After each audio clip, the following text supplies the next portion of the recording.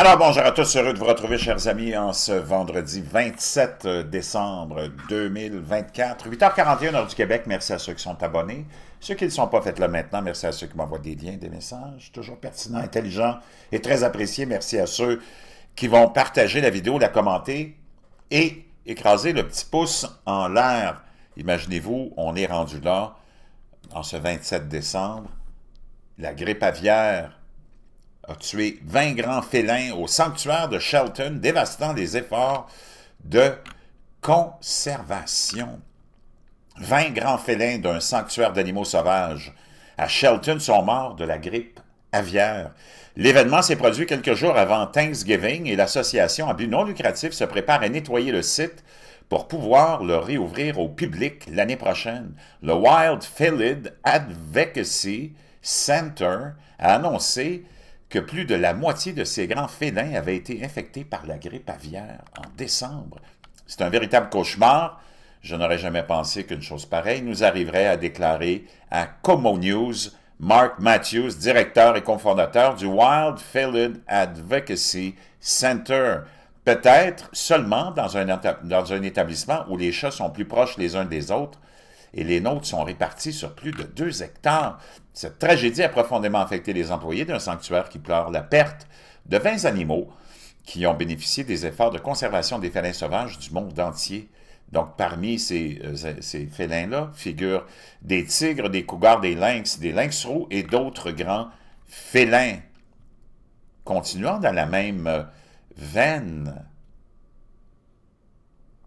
Écoutez ce qui se passe. Donc, ça va peut-être vous donner un aperçu de ce qui s'en vient. Comment l'Amérique a perdu le contrôle de la grippe aviaire, ouvrant la voie à une nouvelle pandémie. Keith Paulson est resté bouche bée lorsque les agriculteurs lui ont montré des images sur leur téléphone portable lors de la World Dairy Expo dans le Wisconsin en octobre.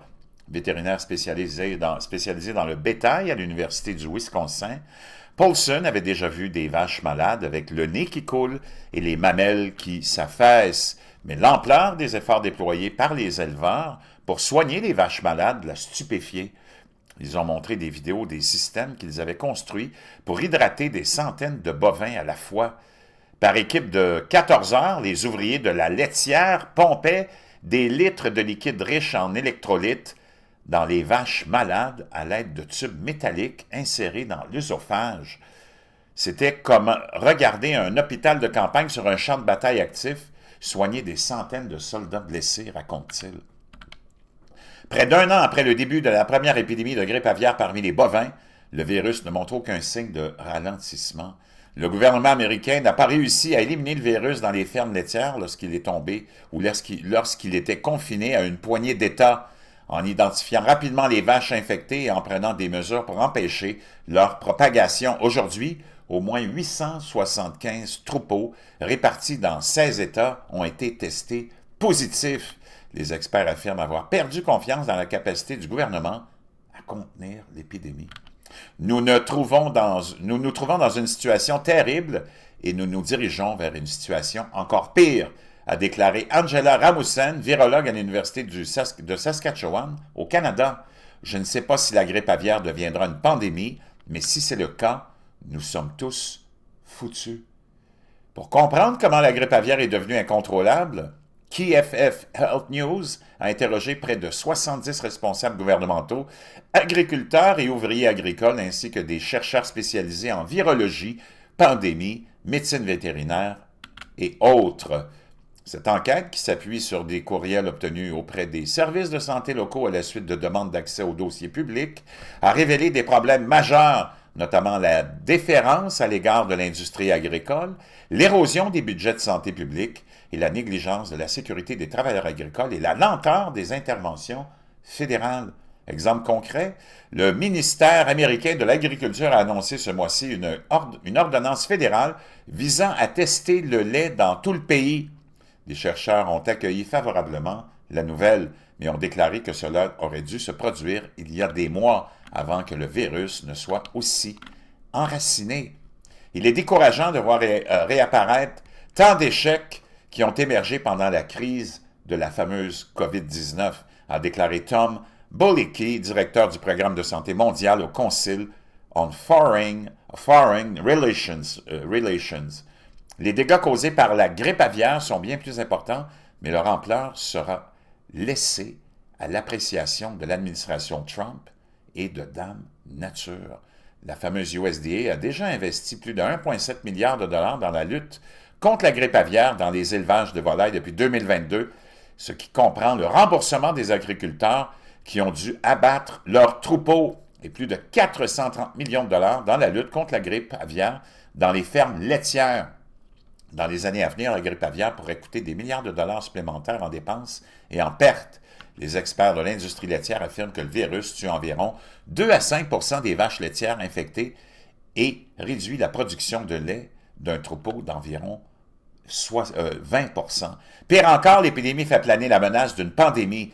Plus de 60 personnes aux États-Unis ont été infectées, principalement par des vaches ou des volailles, mais les cas pourraient exploser si le virus évolue pour se propager efficacement d'une personne à l'autre. Et l'annonce récente d'une personne gravement malade en Louisiane atteinte de la grippe aviaire montre que le virus peut être dangereux. Wow! Il suffit de quelques mutations pour que la grippe aviaire se propage d'une personne à l'autre. Ben, imaginez-vous, ça y est, on s'en va vers ça. Publié il y a quelques heures, le virus de la grippe aviaire présente des mutations chez un premier cas humain grave aux États-Unis, selon le fameux CDC. Les Centres américains pour le contrôle et la prévention des maladies ont annoncé jeudi que leur analyse d'échantillons provenant du premier cas grave de grippe aviaire dans le pays la semaine dernière a montré des mutations non observées dans les échantillons provenant d'un troupeau infecté dans la propriété du patient, dans l'état du patient. Le CDC a déclaré que l'échantillon du patient présentait des mutations dans le gène de l'hémagglutinine, la partie du virus qui joue un rôle clé dans sa fixation aux cellules hôtes. L'organisme de santé a déclaré que le risque pour le grand public lié à l'épidémie n'a pas changé et reste faible malgré tout. La semaine dernière, les États-Unis ont signalé leur premier cas grave de virus chez ce fameux patient dont je vous parlais, de la Louisiane, âgé de plus de 65 ans, qui souffrait d'une grave maladie respiratoire. Le patient a été infecté par le génotype D1.1 du virus qui a été récemment détecté chez des oiseaux sauvages et des volailles aux États-Unis, et non par le génotype B3.13 détecté chez des vaches laitières, des cas humains et certaines volailles dans plusieurs États. Les mutations observées chez le patient sont rares, mais ont été signalées dans certains cas dans d'autres pays et plus souvent lors d'infections graves. Wow! Ça, c'est sans compter que, imaginez-vous, les maladies pulmonaires, eh bien, les médecins s'inquiètent de la recrudescence soudaine des maladies pulmonaires qui font craquer les côtes alors qu'elles atteignent un niveau record depuis 13 ans. La coqueluche, une maladie hautement contagieuse, a atteint aux États-Unis des niveaux jamais vus depuis plus d'une décennie, publié quelques heures à peine ça aussi. La coqueluche est une infection respiratoire potentiellement mortelle qui provoque une toux si violente qu'elle peut provoquer des fractures de côte. Imaginez-vous. La guérison d'une quinte de toux produit un son coqueluche dans la poitrine. Les cas signalés ont augmenté ces derniers mois, plus que doublé depuis la mi-septembre selon les données gouvernementales. Dans le même temps, les infections à pneumonie ambulatoire chez les tout-petits ont été multipliées par 7 depuis mars et ont doublé chez les enfants plus âgés. Le CDC a confirmé que plus de 32 000 cas de coqueluche en 2024 ont été répertoriés, soit une augmentation massive par rapport à 6 500 cas confirmés en 2023. De même, le fameux CDC ont signalé que les cas de pneumonie ambulatoire ont augmenté dans toutes les tranches d'âge aux États-Unis de mars à octobre 2024, avec un pic en août. Au mois d'août, les deux fortes augmentations ont été observées chez les enfants, avec des taux passant de 1 % à plus de 7 %, et chez les 2 à 4 ans, c'est passé de 4 % à 7,4 %. Wow! Environ un quart des cas de coqueluche ont été recensés dans les États du Midwest, notamment l'Illinois, l'Indiana, le Michigan, l'Ohio, le Wisconsin et la Pennsylvanie, qui est actuellement en tête du pays avec le plus grand nombre de cas signalés. Chers amis, je ne sais pas tout ça ce que ça veut dire, mais ça veut dire que préparez-vous. On n'est pas sorti de l'auberge.